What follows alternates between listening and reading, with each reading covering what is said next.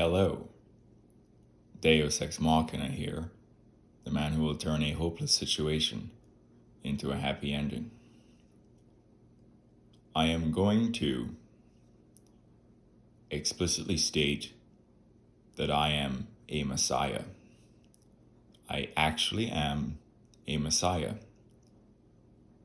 I have converged on the actual true theology, and that is quickly detailed in the video titled My Theological Position. What I explained there is non-benevolent deism or non-benevolent deism, depending on how you want to pronounce it. Again, non-benevolent deism or non-benevolent deism. There is God. God designed the conservation laws of the universe. Energy, charge, and angular momentum are conserved. There is intelligent design. You cannot pray or talk to God. The evolved behavior of human prayer is an evolution given humans are goal-oriented agents, where we developed a notion of a benevolent God coupled with our goal-oriented behavior to pray for what we would like, take outward action to manifest what was prayed for. If what was prayed for becomes manifest, the brain will have a confirmation bias and believe that some benevolent entity actually heard the prayer. And so the cycle continues. And so we can create bubbles of locally prosperous areas or people who are subjectively deluded that a good God is blessing their life as they go around in their bubble with their delusion of a benevolent God. This may seem a bit dark, but it is the truth. And so Elon Musk, the wealthiest man on the planet and the most visionary in terms of multiple technical companies converging to his vision. I detail Elon Musk's master plan in my video on Elon's master plan, where I detail how all of his companies are feeding into each other.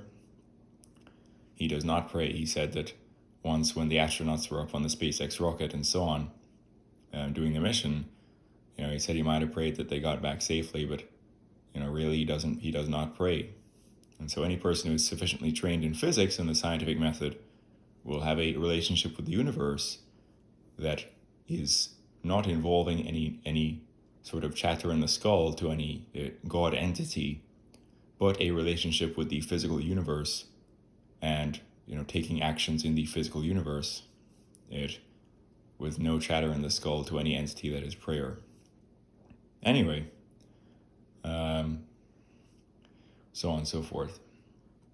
Now, when I filmed All the Flags of the World and said that I'd be worshipped the world over, I didn't expect it to blow up. I think actually what must have happened is I filmed All the Flags of the World, I uploaded it, then it blew up. And then once it blew up, I put in the description, I will be worshipped the world over, and so on.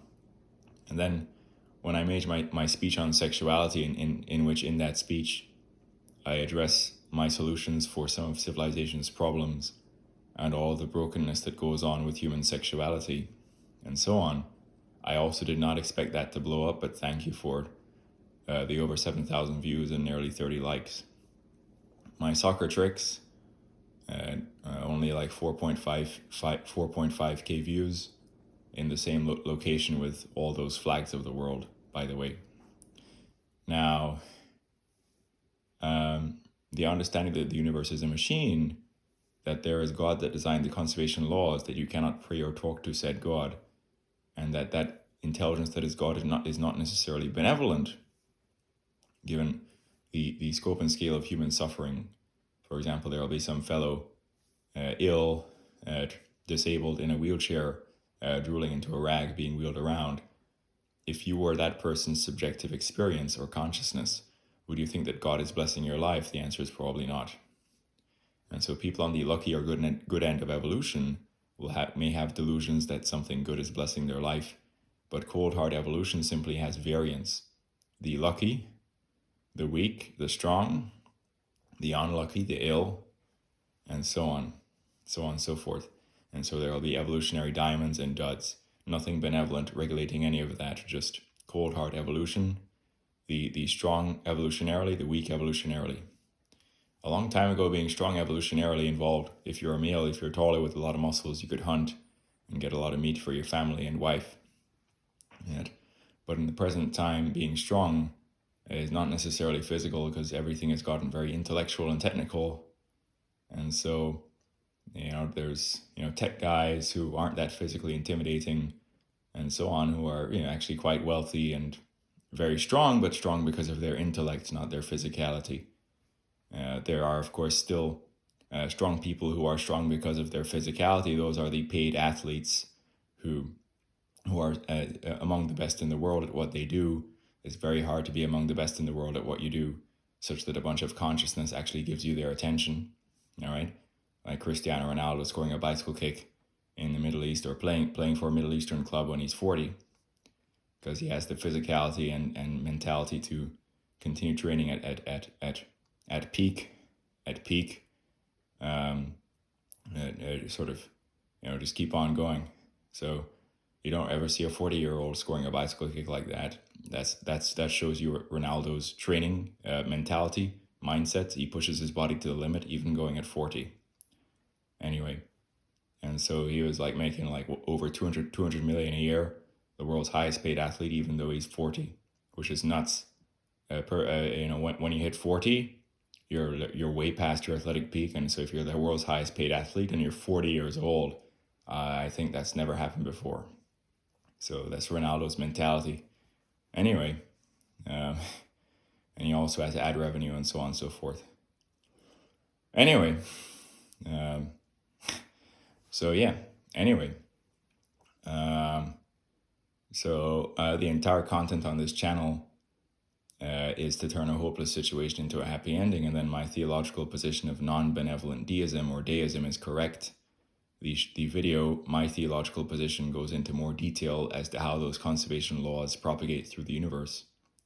And there are certain videos like the Machine Conserves Angular Momentum quadcopter, showcasing a quadcopter yawing. When a quadcopter yaws, it is able to do that because of angular momentum conservation. For propellers, diagonally opposite propellers are paired to rotate in the same direction. Two of them paired to be clockwise, two of them counterclockwise. Increase clockwise rotation speed, decrease the counterclockwise propeller rotation speed. You're adding a clockwise torque to the system with zero angular momentum. And so the whole quadcopter will spin counterclockwise to actually sort of conserve angular momentum, and it will actually yaw on point. Then there's the Machine Conserves Energy sled, where I slide down a snow hill in a sled, and the machine converts gravitational potential energy into kinetic energy. And so in the video, my theological position, I detail more in depth about energy conservation, angular momentum conservation, and also charge conservation. Anyway, so basically, I actually have realized the following.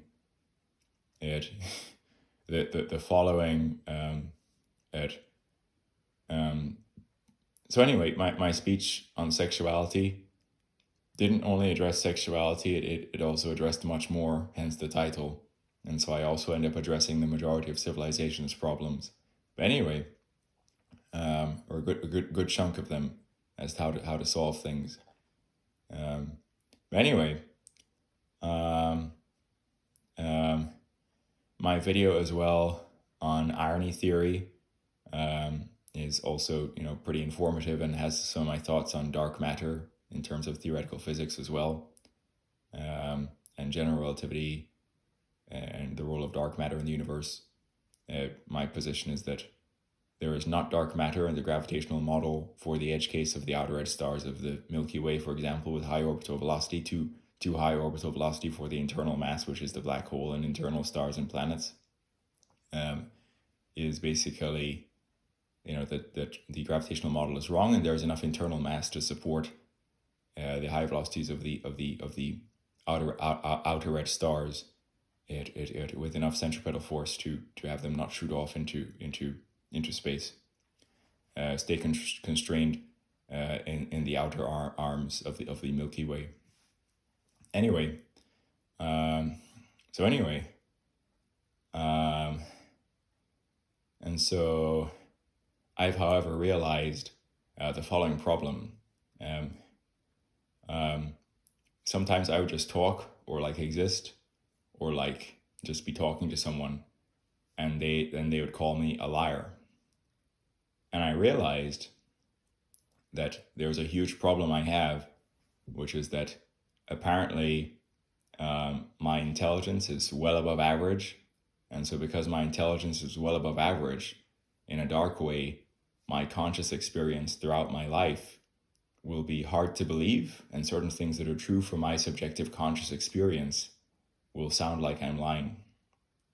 And so that's pretty dark, but it's true. And so I'm not the smartest man in the world, right, in terms of intelligence quotient. There's Magnus Carlsen with like a 2,800 chess.com rating. I don't take chess that seriously. I've never studied all the gambits with intensity and so on. But Magnus thinks like up to 8 moves ahead or something, and so on and so forth. And Tommy Cherry can blind solve a Rubik's Cube just looking at the initial state of it and predicting all the algorithms he needs to use, predicting the intermediate states of the cube based on initial algorithm he thinks is appropriate, and solving blind as per the video I got of him. But anyway, and so the machine is going to regulate intelligence quotients in an approximately normal distribution, where basically you're going to have average intelligence people, then your very bright people, and then your dull people. Now, Tommy Cherry has an excellent working memory and a very high IQ. To blind solve a Rubik's Cube, your working memory must be brilliant. But anyway, so on and so forth. And so I'm going to, just quickly say a few things. The whole world is actually lying, right?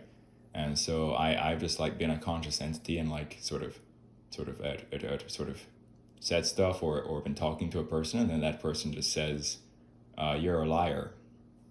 And basically it's always kind of confused me and made me upset, because I will very rarely intentionally lie.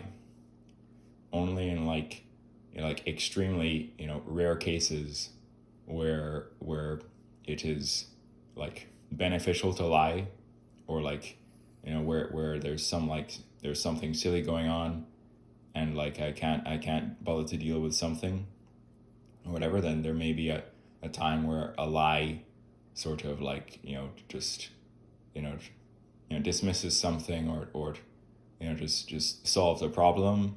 Like a white lie, they call that white lying, where basically it's just like this pointless or little white lie that helps resolve a situation that really doesn't matter. And I think some people do that type of lying, called white lying. Anyway,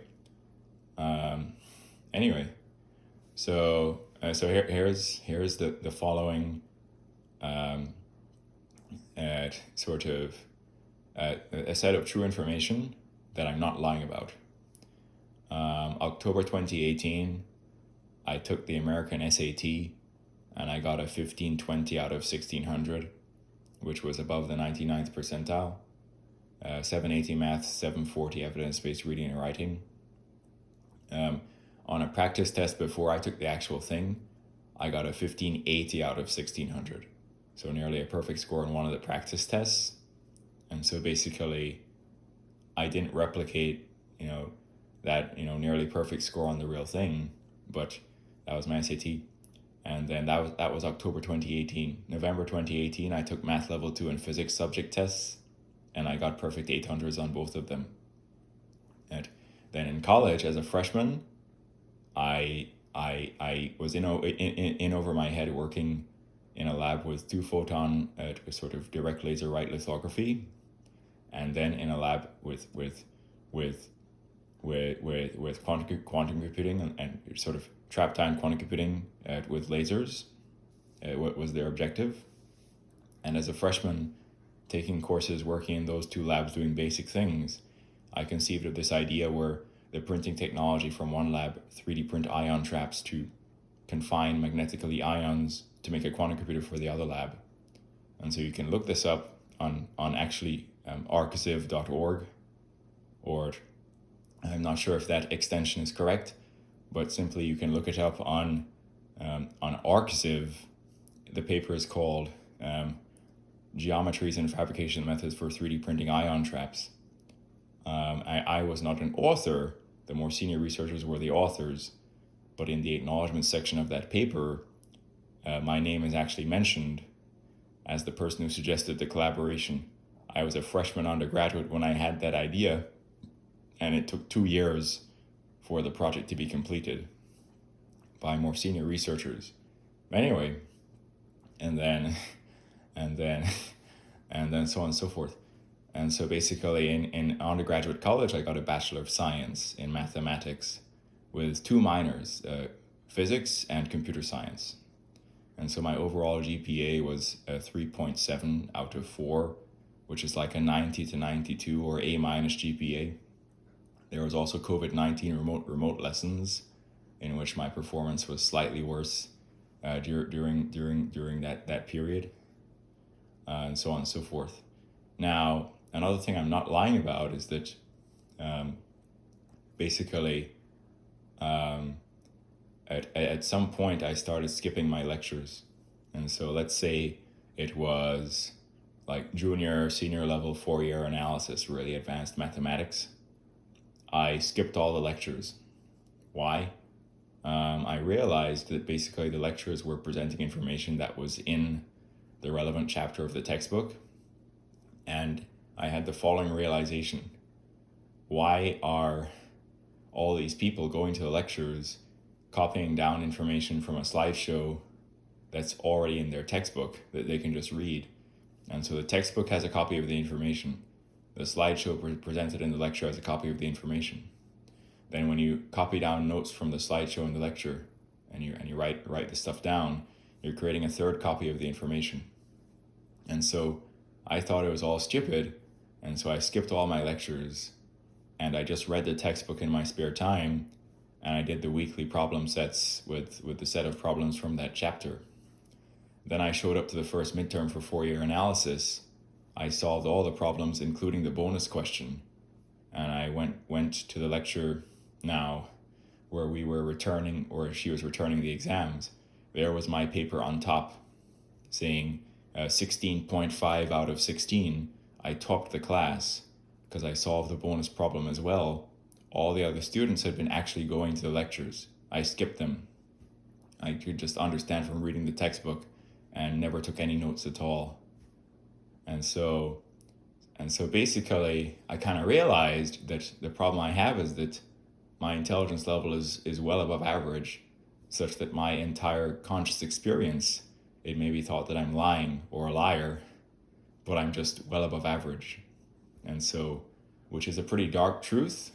And so I've been kind of like annoyed because I could just like be talking or like sending a message, then some person starts calling me a liar, and I'd be confused because I rarely ever am intentionally lying as a pure person. But anyway, and so basically all those good grades in undergraduate college got me into Northwestern University's Master of Science in Electrical Engineering program, which is a really highly ranked electrical engineering graduate school, hard to get into, right, in Evanston, Illinois, near Chicago, near, of course, the lake. And so I attended for a little bit on a federal loan, but I then actually canceled the loan and dropped out. And so there's actually a cancellation window where if you're attending on a federal loan, you have maybe like a 14-day cancellation window where you can drop out and or cancel your loan without the debt from the federal grad school loan becoming permanent uncancelable debt. And so basically I started attending a few lectures.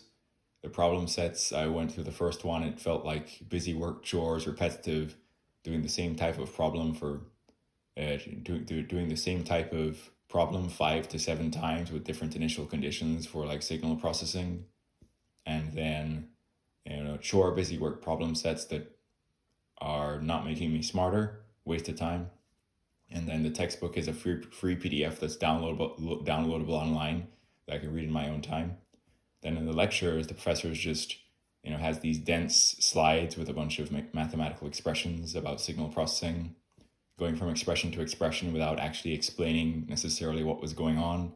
And so you read the textbook and you get a better understanding of what the hell is going on, so on and so forth.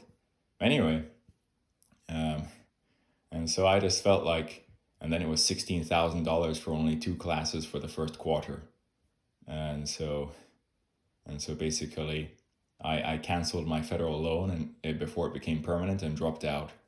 Anyway, so on and so forth. Now, I'm only 25 years old. The Tesla you see in the videos is leased. I decided to lease one because I wanted to experience the technology firsthand, contribute to, giving developing a Tesla autopilot, just by being a human, a human in the loop, in terms of testing autopilot, being there to intervene, experiencing it, and so on and so forth. And so, basically, the most recent autopilot video in brackets says no interventions or disengagements, where it's navigating a very rural gravel road. The road is narrow, it's gravel, it has potholes, it has ups and downs, right? And so I activate it from park, it drives out of the gravel road roundabout, navigates the gravel road, parks at destination. No interventions, no disengagements. It has also, in videos uploaded previously, handles those narrow gravel roads even with oncoming traffic, where the Tesla will pull over to the side of the gravel road, which is narrow, let the other car pass, or other car will pull over and then the Tesla will be able to pass. Anyway, and so I wanted to experience Tesla products. I wanted to get an electric vehicle, and I wanted to help, experience and help refine autopilot as a human in the loop. And so all those things have become manifest as now even driving on a rural gravel road. Now, in that autopilot video, I also show a Starlink sort of strapped to a vent on a roof. And so that Starlink I bought from my parents. It might have been a long time ago, potentially arriving back in the summer of 2022. I don't recall the precise dates there. It's not that important, but a long time ago, as a student in undergrad, I decided I wanted to buy a Starlink for my parents because their rural home. Starlink is the best possible internet solution, and it's pretty cheap as well. And so it's been there for a while. And so strapped to the vent. And so basically, interestingly, where the router or modem is located inside the house when the Tesla is parked, where the parking is, the signal is strong enough to reach the Tesla. And so sort of any autopilot software updates immediately download over Starlink Wi-Fi out here in the middle of nowhere. Anyway, so on and so forth. Now, and so this is good. Anyway, now, anyway, I also show a greenhouse, and so that greenhouse is in temperate conditions. Greenhouses enhance temperature for growing of crops, and then the trees I show in that video is referential to my GreenFi. GreenFi is a clean banking alternative. It doesn't invest your money in oil. The plant your change function actually goes ahead and plants trees with deductions on the order of cents per tree. In Kenya and Haiti, Kenyans and Haitians are employed to plant the trees. My personal tree count since about June of 2021 is over 800 trees, right? That's going to nullify emissions of like around 80 gasoline cars, right? And then the entire organization, I believe their tree count is in the millions with all their users, right? Anyway, so on and so forth. Now, so on and so forth. And so on and so forth. Now, I suppose the other thing now is the following, the irony theory. The video Peace Through Strength, where I am in white pants and this black thing on top with open chest, right? And so on, where I'm doing martial arts routine, right? The song that was ironically playing throughout that was He Is Sailing, where interestingly, it's saying, basically, some of the lyrics is saying, all the souls he to touch, our Savior, this, that, and the other. The King is coming, right? So on and so forth. And so basically, that was not intentional, I don't believe, right? But basically, that song is talking about a Savior coming, and all the souls he to touch. And then, of course, my speech on sexuality addressing civilization's problems has blown up only positive reactions about my solutions for all that stuff, and so on. This was after the fact. So this whole irony theory thing as well is also probably right. I don't know where all this is going to lead. But anyway, so on and so forth. Now, in an actual sort of freeze frame of that martial arts video, I run and then jump up and perform a flying kick. There's a precise frame of that martial arts video where I'm doing a flying kick. I believe that my left leg is tucked and my right leg is fully extended and sort of parallel to the ground, right? Parallel to the ground. And so pause at that freeze frame, I run and jump to full extension with tucked left leg and fully extended right leg. And, it's surprising even to me that that's actually how high I was and at full extension in that flying kick. But anyway, so on and so forth. Now, another thing, so this irony theory thing is actually really deep, right? And so my real name is Aaron. And so in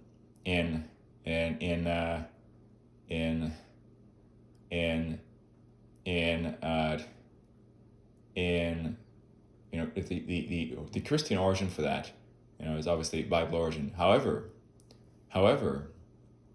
the name Aaron means exalted, enlightened, and high mountain. And so there exists a picture of me on a high mountain saluting, where a cloud is ironically right beside the mountain, as if I could walk up on that cloud to heaven. And I'm not saluting properly. My non-saluting hand is not straight by my side, it's behind my back and sticking out. By irony. I'll tell you why that's deep and ironic. In what I predict will happen with a few things. But anyway, so on and so forth. Anyway, and so on and so forth. But anyway, so on and so forth. Now, my name Aaron, apparently, some people studying name theory, the Egyptian origin of the name Aaron means lion warrior. And so the video of me doing soccer tricks, the jersey, actually interestingly contains a graphic of a lion. And so my name in Egyptian origin means lion warrior. All right, so the level of how nutty this is, it's all true. But anyway, so on and so forth. But anyway, and so on and so forth. Now, now we'll get to the real piece of information that could have some people saying that I was a liar. All right. A long time ago, I sent an email communication to a person. I said in caption subject, "If you think this is BS, it is true." And I said that basically all the rich kids who inherit money are on like a more ready path to having a girlfriend be involved with them. And I said the only vagina I'd seen at that point was in the context of a strip club or something, in like the back room, and that basically I'd gotten a degree and gotten A's and so on, and even just been good, but not come from much inherited wealth, right? Just worked, and trying to build myself without really much inherited wealth, and so on. But anyway, and so I grew up actually as a relatively poor, not that wealthy kid in Jamaica with a single mother, and so I lived with my single mother in Jamaica. She was renting this house, and that was my childhood. Single mother, she's renting a tiny place. I'm living with her. Anyway, then I studied for the SAT. I get this high SAT and so on. I do well in undergrad, then I get into Northwestern for grad school. Anyway, so on and so forth.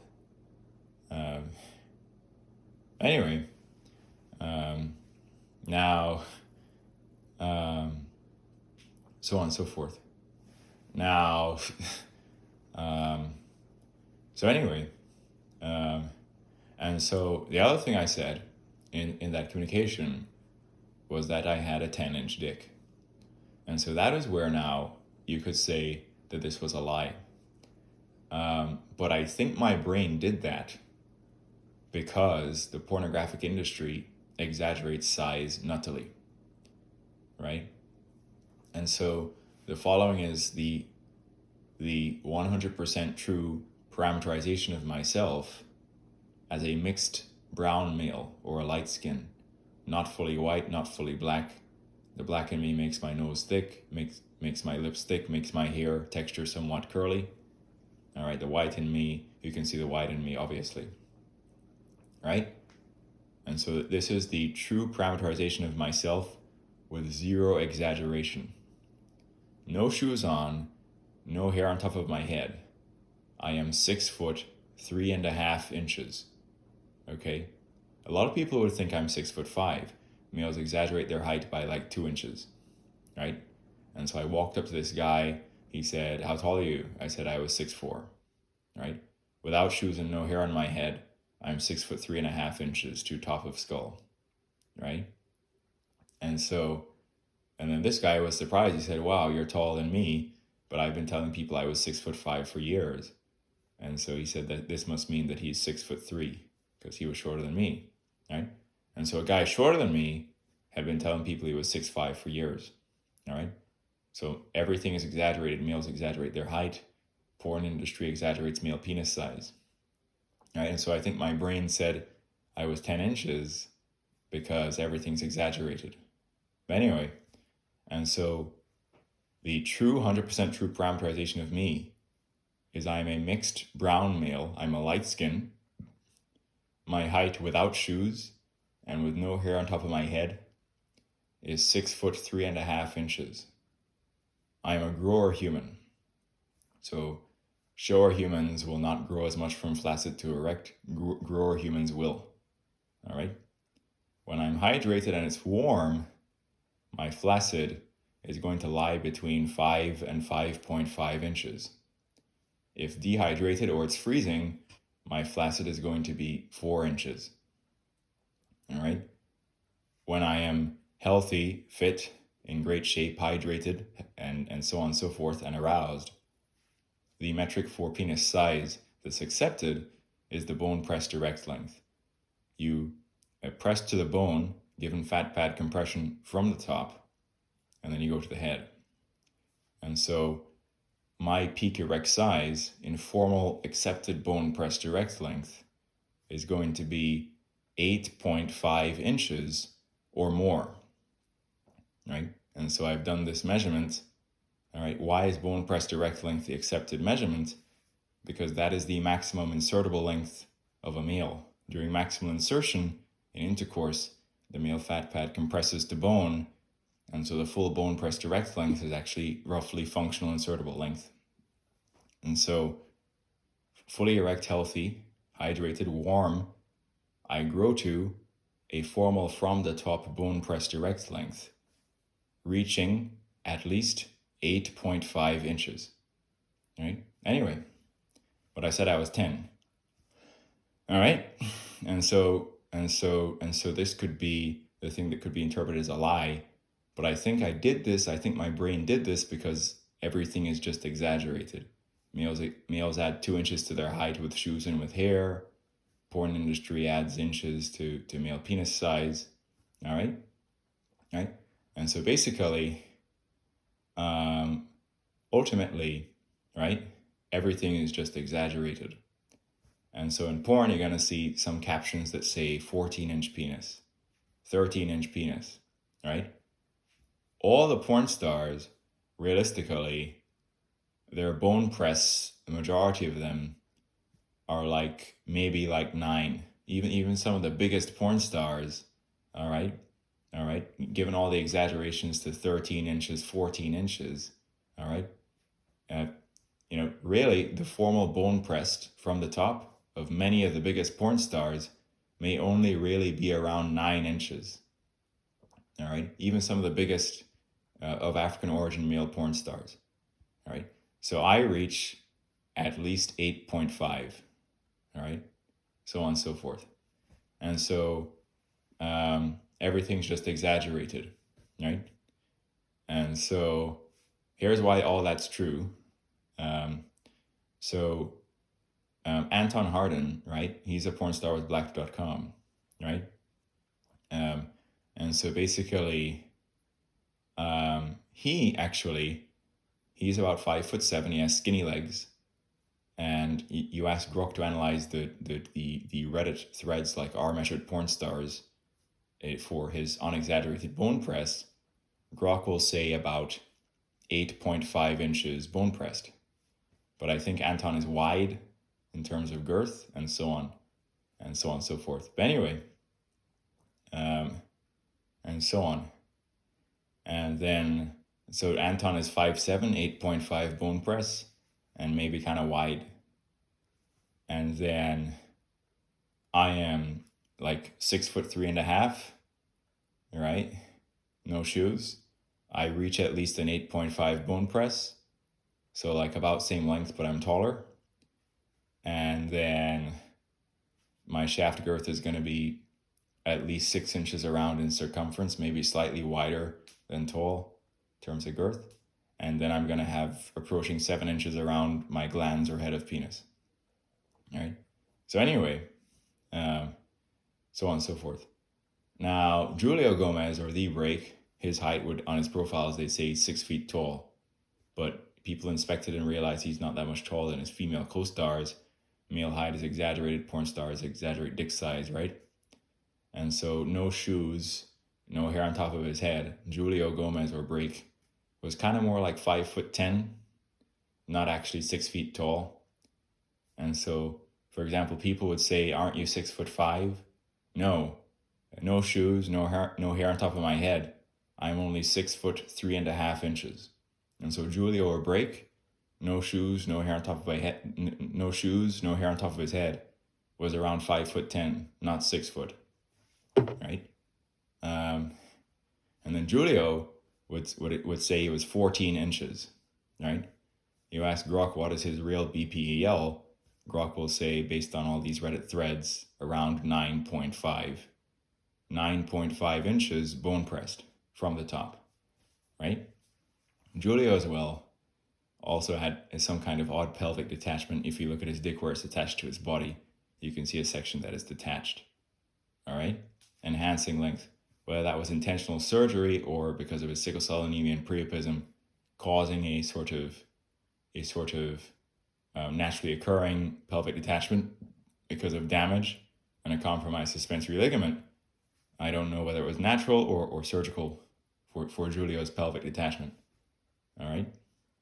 And so Giulio was naturally thick because of his genetics, but also his health condition, sickle cell anemia and priapism, caused swollen tissue, and so on and so forth. He would also pump for his scenes. Now, not all the black men of African genetic origin will be thick. There's Hollywood Cash, who's very thin, but still a green-lighted porn star on Blackshot.com. Right. Anyway, now, so on and so forth. Anyway, and so anyway, I do have an OnlyFans. It's kind of just getting started. It's pretty nascent. There's a picture where I look pretty comparable to scale. I have at least 3 real female human accounts that are fans of my profile, and so on, and so on and so forth. But anyway, so on and so forth.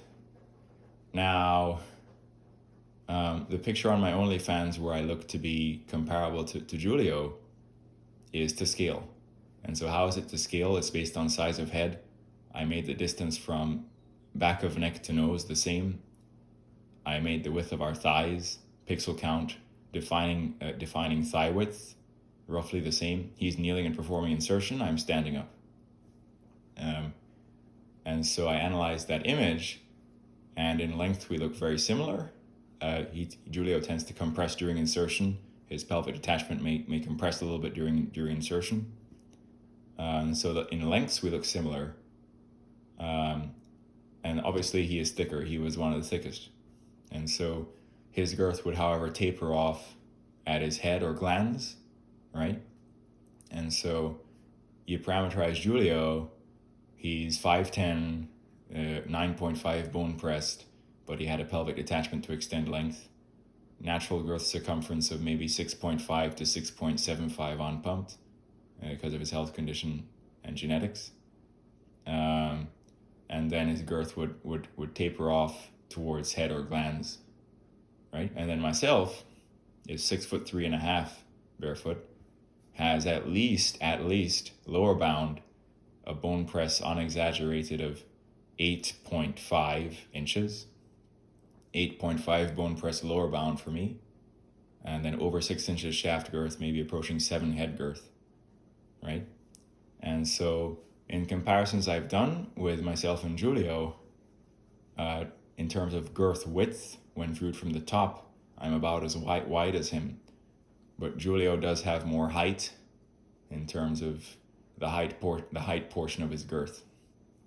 Anyway, and so long story short, in that picture, we look comparable. Now, the very nutty and ironic thing is that, when I did these standing pictures, it's me standing up from the side, right? I'm so tall that, having at least 8.5 bone press, but you're 6'3.5" barefoot, no shoes, no hair on top of your head, right? When you're as tall as me, even if you're 8.5 bone press, you won't look super long for your height. So if I was 5'9", right, you'd be like, oh, that's 7 or something. But I'm not 5'9", I'm 6'3.5". And so I'm actually at least 8.5 bone pressed in that image, but just tall. And so it's to scale with myself and Giulio. Anyway, so on and so forth. Now, yeah. And so basically, when I had that standing picture, I was looking at pictures of Giulio on the internet to get like some comparison, and there comes this image of Giulio kneeling, performing insertion with his hand behind his back. All right, and so the way Giulio's head and facial expression and head tilt is exactly the mirror of how mine is in my standing picture, right? And then further, Giulio's right hand is literally actually behind his back and sticking out, exactly like how my improper salute is of me standing on top of this high mountain where my saluting hand is saluting, but my non-saluting hand is not properly beside my, just straight by my side. It is actually sticking out and behind my back. Exactly similar to the way Giulio's hand is sticking out and behind his back. And so in that picture where it's comparable and we look to scale, Giulio's hand position sticking out behind his back is like my left hand position sticking out behind my back. Improper salute, not by my side, sticking out behind my back. Hand is behind my back, arm is sticking out to the side, and then I'm saluting. And I'm on top of this mountain. So anyway, and so the irony theory is the following. The chances of me getting that scaled image and Giulio's hand being behind his back with arms sticking out, then me saluting on top of a mountain with my hand not being by my side but behind my back sticking out, is nuts. All this is leading somewhere, and so I have a few fans on my OnlyFans. I just got a new fan today on my OnlyFans that actually liked that picture where it's scaled to me and Giulio, where Giulio's hand is behind his back sticking out with his arm sticking out. Anyway, so on and so forth. Anyway, so I got a new fan today. Anyway, anyway,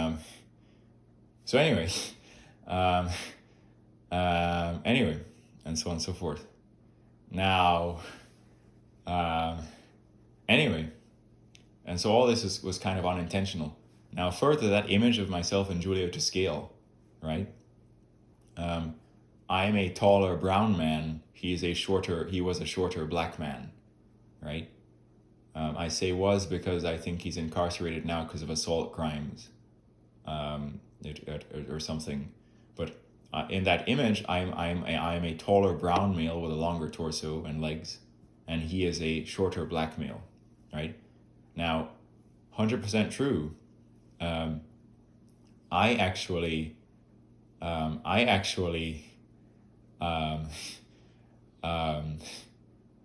went on a jog recently, and there was a white woman, and she was walking two dogs.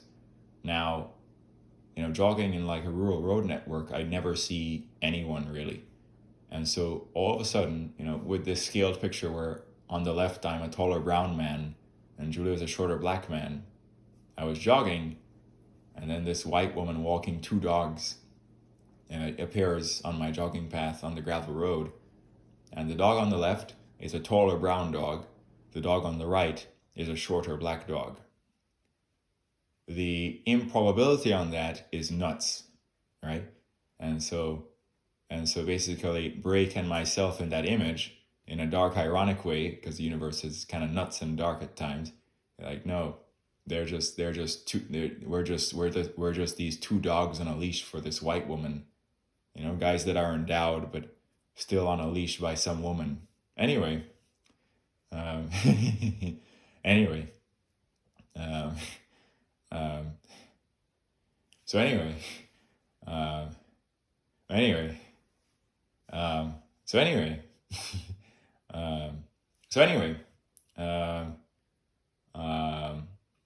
so the irony theory is right.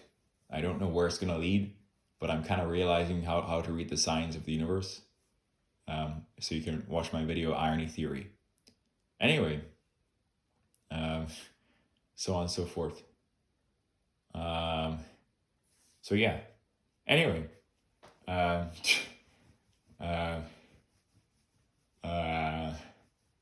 anyway, so yeah, and so first time I had intercourse, I was very naive. I didn't know what I was doing. I wasn't in the best shape. It wasn't that good.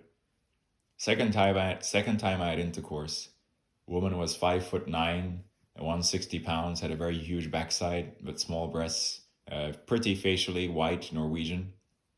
And second time I had sex, I said, how many times did you orgasm? Her consciousness told me, I don't know, like 4 times, and my legs were shaking. So second time I might have been okay. Yet another time now, my size led to bleeding due to some internal tear. She said she was not bleeding due to period, not losing her virginity. And so she said that with men that are more endowed, she could bleed. And so she said her vagina tends to get tighter as it gets deeper. And so basically, my size is pretty comparable to Julio as per that real scaled image. And so one time there was this blood thing. Anyway, um, and so I figured out how to be maximally sexually performant. I need to be warm, healthy. My leg strength, my core strength, my cardiovascular health, and my pelvic floor strength need to be perfect. And so pelvic floor leads to strong blood trappage when you're standing, so you can maintain your peak size when you're standing. And so I got really fit and healthy and took my standing pictures. And so that standing picture where I look pretty close to Julio was after I worked on my fitness and like learned how to be like really strong and potent, and so on. Now, again, irony theory. Most ironic thing is always what happens. And so basically, what happened is that after I got these standing pictures, I got very, very ill. I caught one of those airborne flu-like viruses that came along with a very high fever. And so the high fever in my system actually killed my body's hydration level. And so your body and your penis is mainly water. And the high fever killed my body's sperm count. The virus in general killed my energy levels and then killed my libido. And so ultimately, I was on a tight schedule. A woman I wanted to see was also on a tight schedule. And so what happened is that in the window of opportunity in which I could see her, I was ill. And so I have this bad virus, high fever, sperm count's dead, hydration levels dead, energy's dead, libido's dead. And so I will remember this experience for the rest of my life, right? And so I'm so sick, but I want to see her, right? I'm attached to her, all right? And so then, same woman, right? And so then I'm so sick that basically instead of my peak erect size when standing, like in that image I got, maybe a week prior or weeks prior, where I look comparable to even Julio to scale, right? Instead of being my size like in that picture, all right, I was so weak and so sick that I was sort of limp, weak, and maybe 6 inches or even less, sort of during the bulk of that intercourse.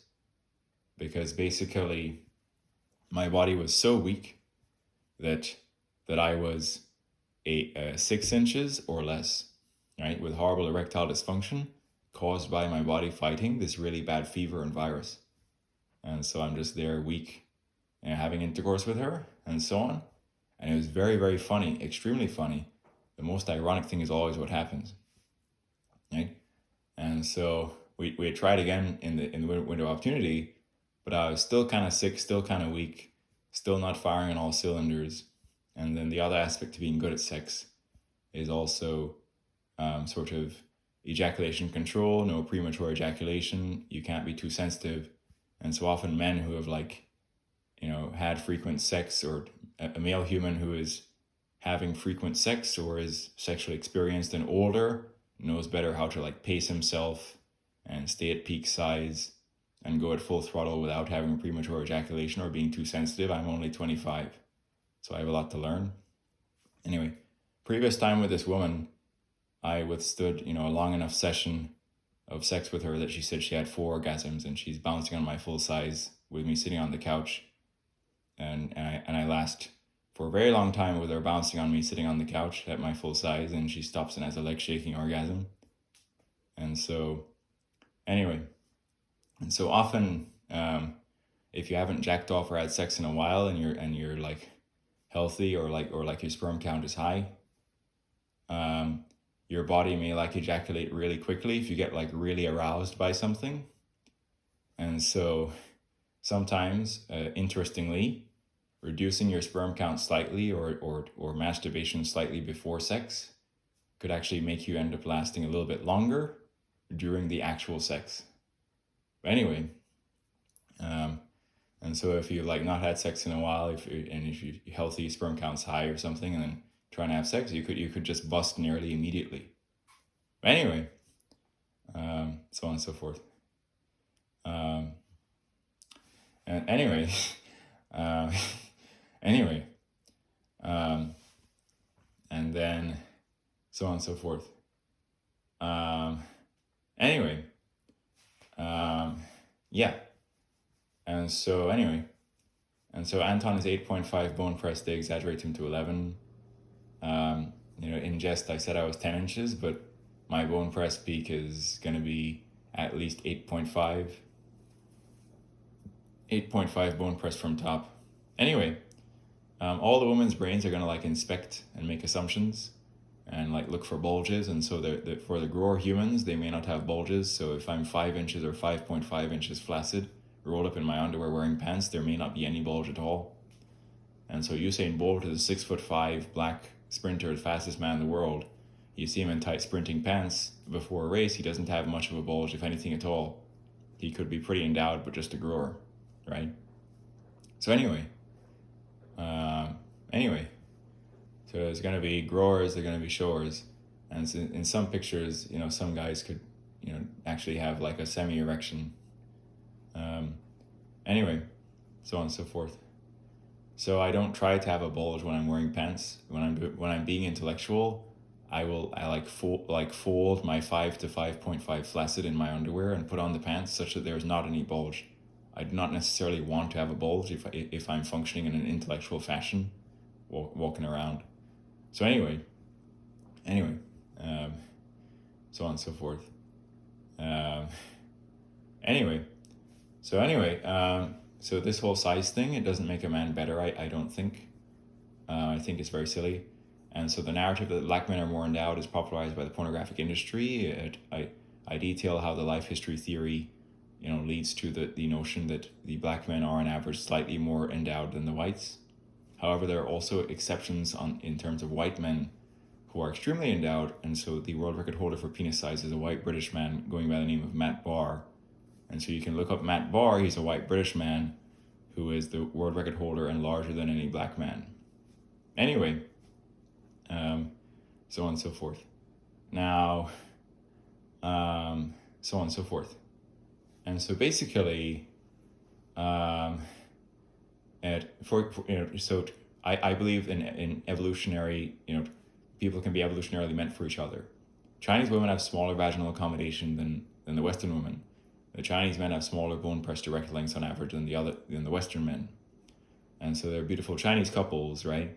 How it's meant to be, pretty beautiful. There's intellectual, emotional, and racial connection, and they're nice couples, right? And so I don't believe in this size supremacy thing, all right? And so what can make a man, what makes a man strong in the present time? There's so many things that are beautiful about a man that are separate and apart from like raw masculinity or size. There's intelligence, there's emotional connection, there's purity, and so on. But anyway, and so there's an Indian billionaire, right, who has this wife, right? The average bone press direct of Indian men is 5 inches. And so this Indian billionaire could be an above average Indian, could be a 6-inch erect Indian, but he's a billionaire. He was wise, he optimized for money, he took on the decision to have no debt.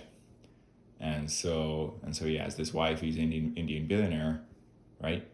And so if you're a woman and you're, this gets into like, female sort of rottenness or what they want, right?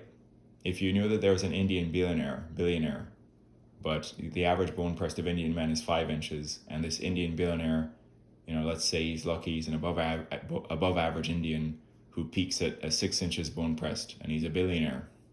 If you were a woman, would you commit to being the wife of that billionaire for the money and lifestyle, all right, and commit and commit to that man and not cheat on that man for your whole life as his wife, all right? If he's a 6-inch erect Indian and a billionaire, all right, and you get to be affiliated with his money, or would you cheat, right? And so the Indian couples can be pure, they can be Indian couples, right, and so on and so forth, right, and so on and so forth. Anyway, so anyway, so yeah, yeah. So anyway, yeah, and so average size can lead to orgasm. It's just like shallow a clitoral stimulation that leads to orgasm, and then deeper stimulation can lead to like orgasm from cervical stimulation and also increased girth, and so on. Anyway, so on and so forth. Yeah. So anyway,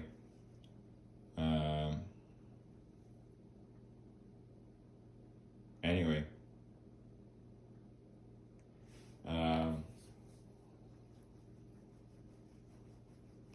anyway, so, uh, anyway, yeah.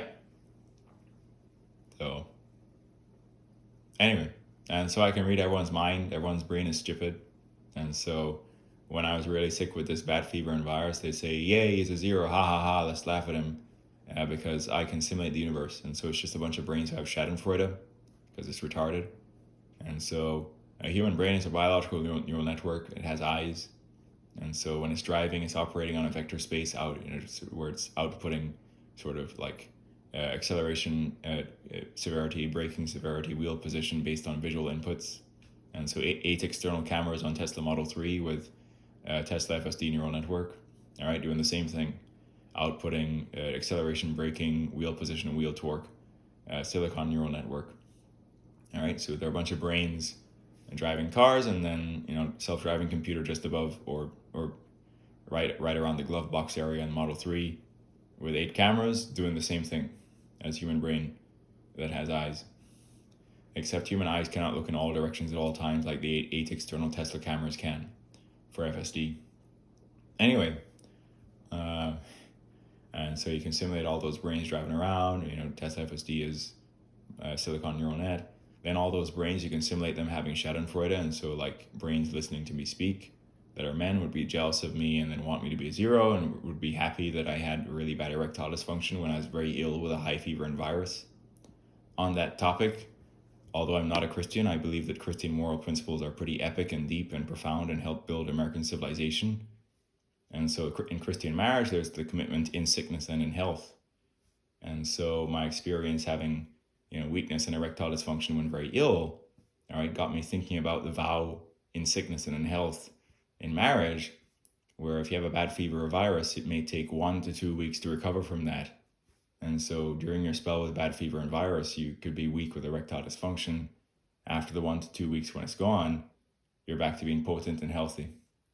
So the picture where I'm standing up and potent and aroused, where I look pretty close to break, is real.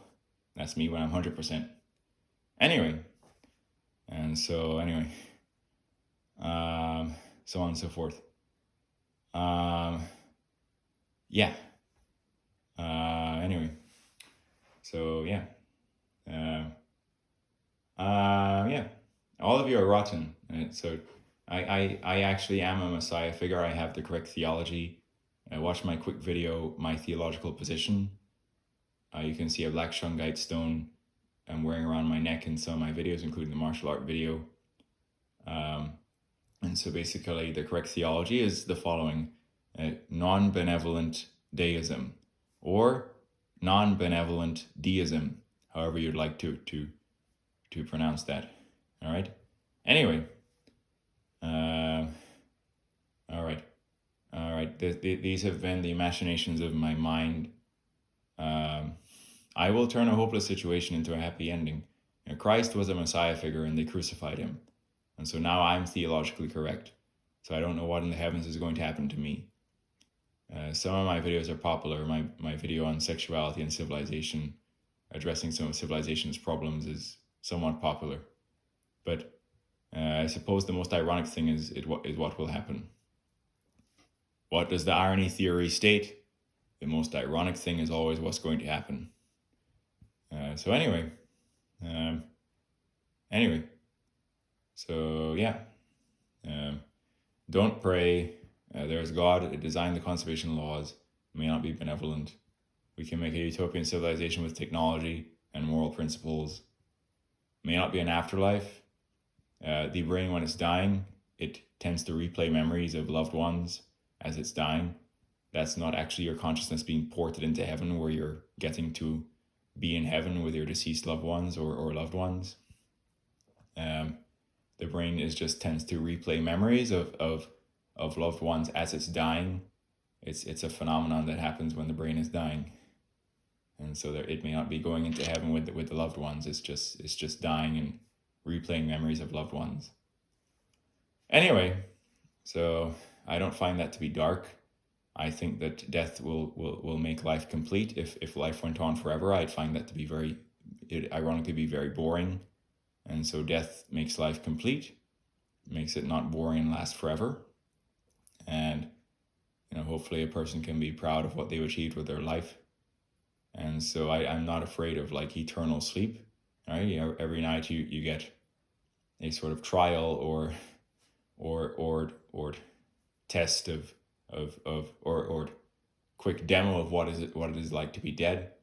All right. So if there's no heaven, it's just sleep forever. Anyway, some lazy people would love to sleep forever. So anyway, and so light side, death is a natural part of life, as Yoda would say.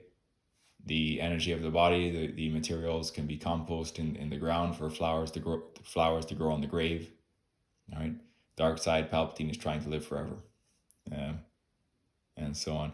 That is unnatural. That is evil. All right. Death is a natural part of life.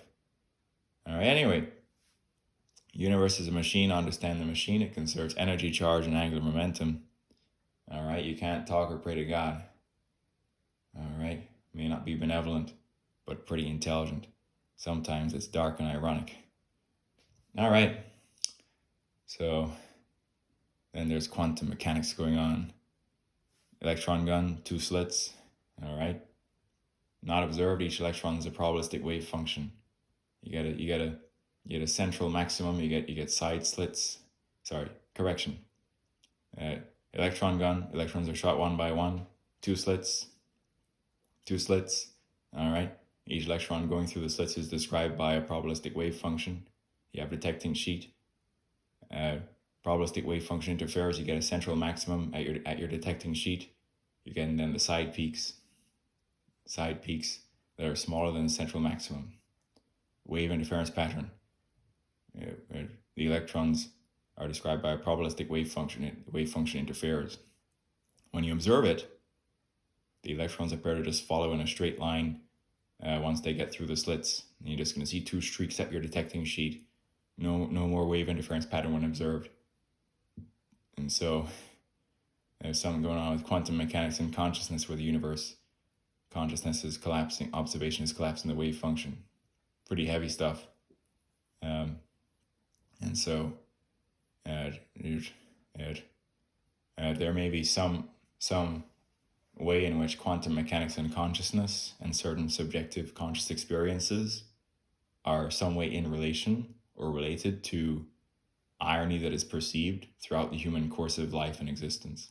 So there may be a connection between irony and quantum mechanics, but it would be really hard to figure it out. Anyway, or impossible to figure out by design. Anyway, all right. So, yeah, Matt Barr is the world record holder for penis size. He's a white British guy. Testosterone exposure during fetal development, and then also genetics can lead to very endowed white men. So, Matt Barr is larger than Julio or The Break, every black porn star. Anyway, so average size still will cause orgasm from like shallow clitoral stimulation. Larger size, cervical stimulation, increased girth, a higher chance of orgasm, maybe multiple orgasms.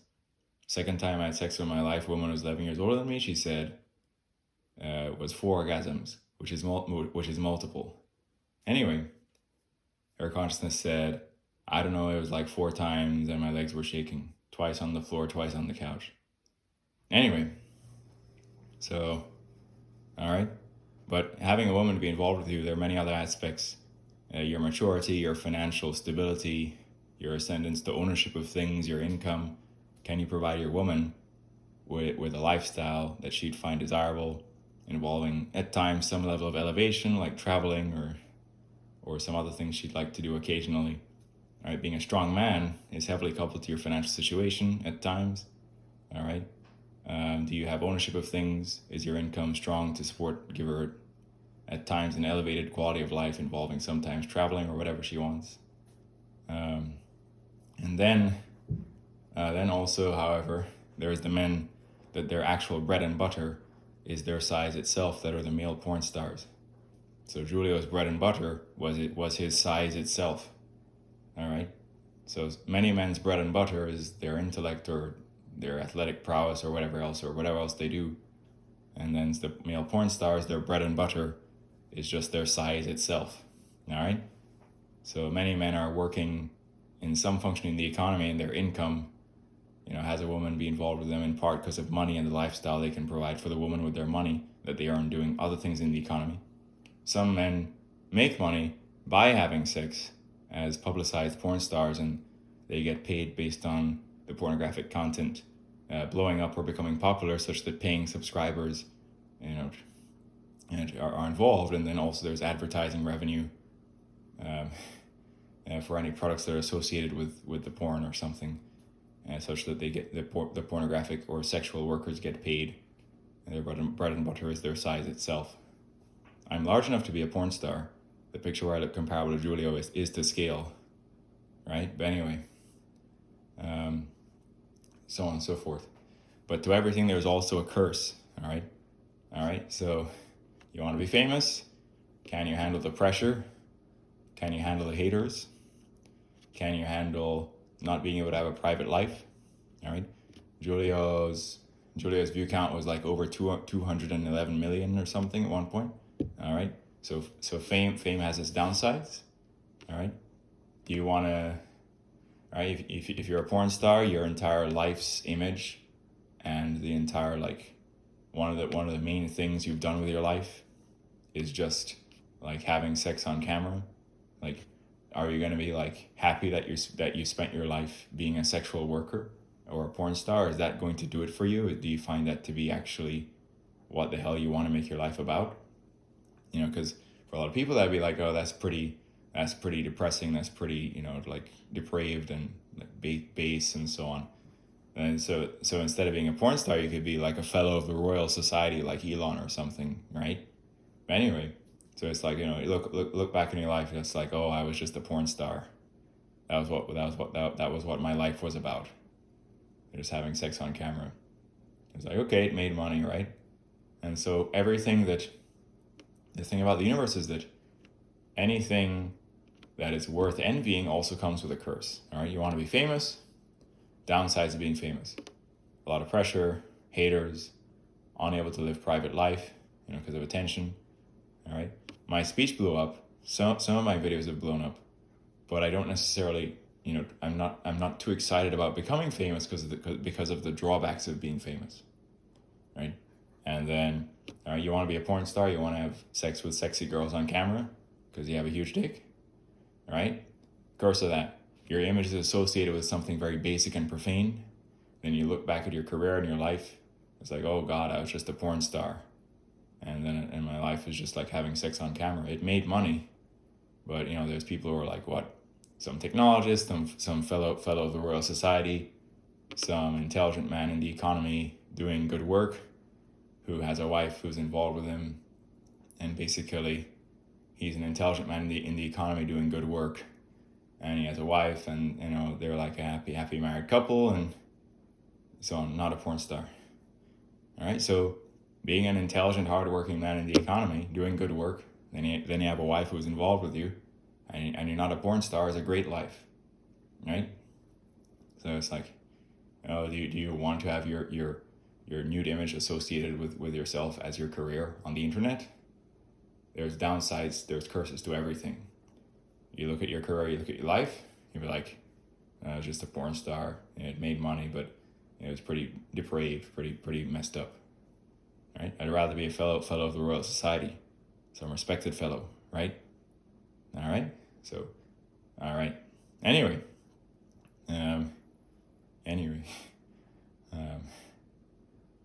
so